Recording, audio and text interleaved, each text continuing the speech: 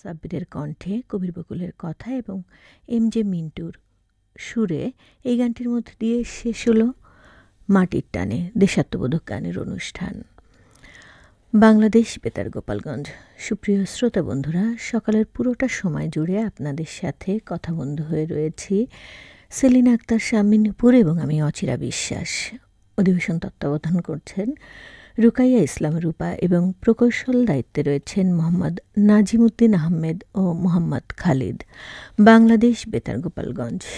আপনারা আমাদেরকে শুনতে পাচ্ছেন FM 92.0 মেগাহার্জ এবং একই সাথে বাংলাদেশ বেতার অ্যাপের মাধ্যমে। সুপ্রিয় শ্রোতা বন্ধুরা, এখন প্রচারিত হবে স্থানীয় বাংলা সংবাদ। আসসালামু আলাইকুম। বাংলাদেশ বেতার গোপালগঞ্জ খবর পড়ছি মৌসুমী আক্তার। জুলাই আগস্টের ঐতিহাসিক গণ অভ্যুত্থানে নেতৃত্ব দেওয়া বাংলাদেশের তরুণরাই শেষ পর্যন্ত জাতীয় রাজনীতি ও প্রতিষ্ঠানগুলোকে নতুন করে সাজাবে বলে আশা প্রকাশ করছেন পররাষ্ট্র উপদেষ্টা ড. মোহাম্মদ তৌহিদ হোসেন। তিনি বলেন, এর মাধ্যমে তার দেশকে অতীতের বিভাজন থেকে সরিয়ে আরও গঠনমূলক ও জ্ঞানভিত্তিক ভবিষ্যতের দিকে নিয়ে যাবে। গতকাল বেঙ্গল ডেল্টা কনফারেন্স 2025-এর উদ্বোধনী অনুষ্ঠানে প্রধান অতিথির বক্তব্যে পররাষ্ট্র উপদেষ্টা একথা বলেন। তৌহিদ হোসেন বলেন, তরুণরা হয়তো চলার পথে ভুল করবে, কিন্তু সময় ও অভিজ্ঞতার সাথে তারা একটি শক্তিশালী ও নিরপেক্ষ রাজনৈতিক সংস্কৃতি গড়ে তুলবে। 2024 সালের জুলাই আগস্ট মাসের গণ অভ্যুত্থানে শহীদদের প্রতি শ্রদ্ধা জানিয়ে উপদেষ্টা বলেন, তাদের দৃঢ়তা ও সাহস না থাকলে আজ আমরা যে পরিবর্তন দেখছি তা সম্ভব হতো না। তিনি দৃঢ়তার সঙ্গে বলেন, নতুন প্রজন্ম বাংলাদেশকে অতীতের রাজনৈতিক অস্থিতিশীলতায় ফিরে যেতে দেবে না। সম্মেলনে নীতি নির্ধারক, শিক্ষাবিদ ও বিশেষজ্ঞরা দক্ষিণ এশিয়া অঞ্চলের রাজনীতি, অর্থনীতি ও ভূ রাজনীতির আন্তঃসম্পর্ক নিয়ে আলোচনা করেন। ত্রয়োদশ জাতীয় সংসদ নির্বাচনে নিত্য নতুন চ্যালেঞ্জ মোকাবেলা করতে হচ্ছে বলে উল্লেখ করেছেন প্রধান নির্বাচন কমিশনার AMM নাসিরুদ্দিন। গতকাল রাজধানীর আগারগাঁওয়ে নির্বাচনী প্রশিক্ষণ ইনস্টিটিউটে ত্রয়োদশ জাতীয় সংসদ নির্বাচন উপলক্ষে 2 দিনব্যাপী কোর প্রশিক্ষকদের প্রশিক্ষণের উদ্বোধনী অনুষ্ঠানে প্রধান অতিথির বক্তব্যে তিনি একথা বলেন। সিইসি বলেন, নিত্য নতুন চ্যালেঞ্জ আমাদেরকে মোকাবেলা করতে হচ্ছে। এই চ্যালেঞ্জগুলো আগে ছিল না।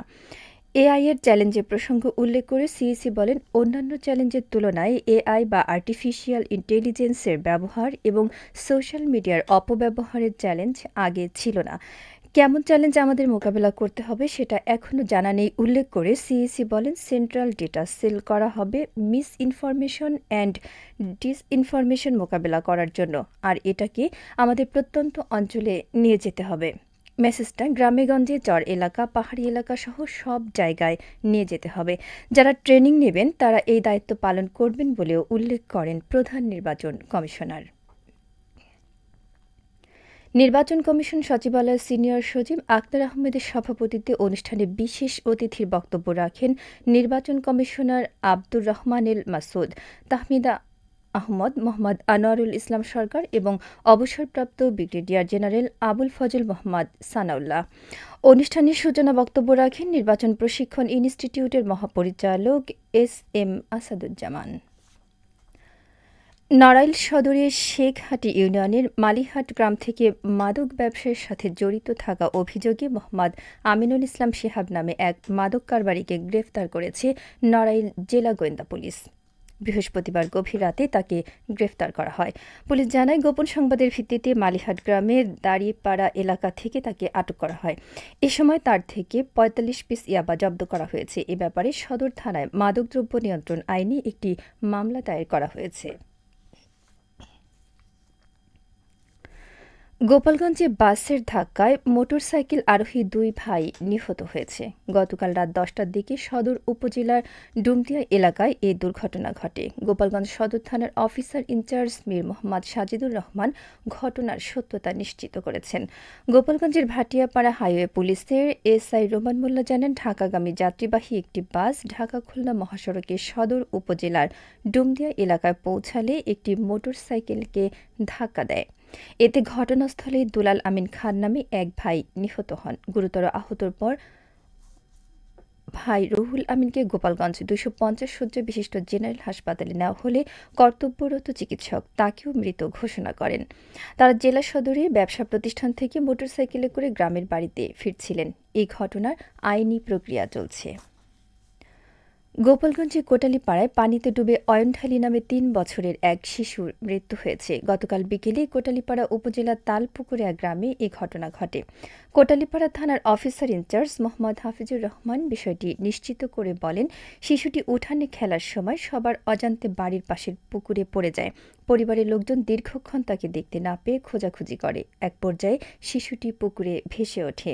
পরে পরিবারের লোকজন তাকে উদ্ধার করে কোটালীপাড়া উপজেলা স্বাস্থ্য কমপ্লেক্সে নিয়ে গেলে কর্তব্যরত চিকিৎসক মৃত ঘোষণা করেন। সবশেষে আবহাওয়া।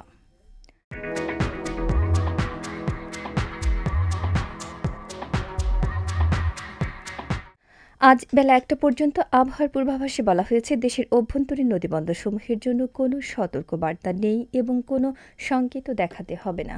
খবর শেষ হলো। আমাদের পরবর্তী খবর প্রচারিত হবে সকাল ১০টা বেজে ৩০ মিনিটে বাংলায়।